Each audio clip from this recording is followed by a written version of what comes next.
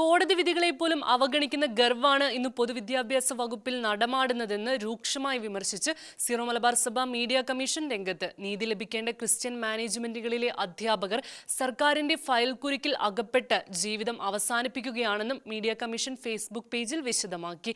എന്നാൽ വർഷങ്ങളായി ജോലി ചെയ്തിട്ടും ഭരണകൂടം കനിയാത്തതിന്റെ പേരിൽ ശമ്പളം ലഭിക്കാത്ത അധ്യാപകരുടെ ദുരിത ജീവിതങ്ങൾക്കൊപ്പമാണ് സഭയെന്നും മീഡിയ കമ്മീഷൻ അറിയിച്ചു.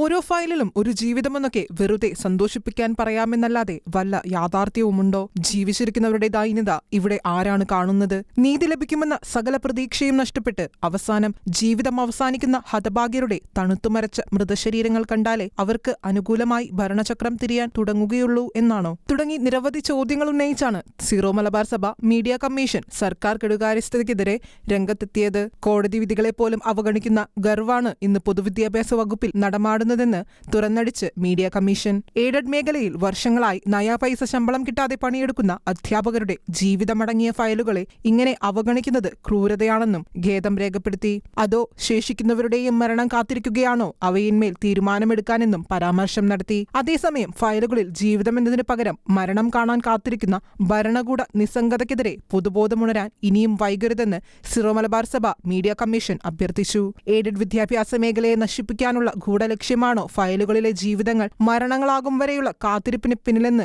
സംശയിച്ചാൽ കുറ്റം പറയുന്നതെങ്ങനെയാണെന്നും ചോദ്യം ആവർത്തിച്ചു. വർഷങ്ങളായി ജോലി ചെയ്തിട്ടും ഭരണകൂടം കനിയാത്തതിന്റെ പേരിൽ ശമ്പളം ലഭിക്കാത്ത അധ്യാപകരുടെ ദുരിത ജീവിതങ്ങൾക്കൊപ്പമാണ് സഭയെന്നും മീഡിയ കമ്മീഷൻ അറിയിച്ചു. Shekinah news, Kochi.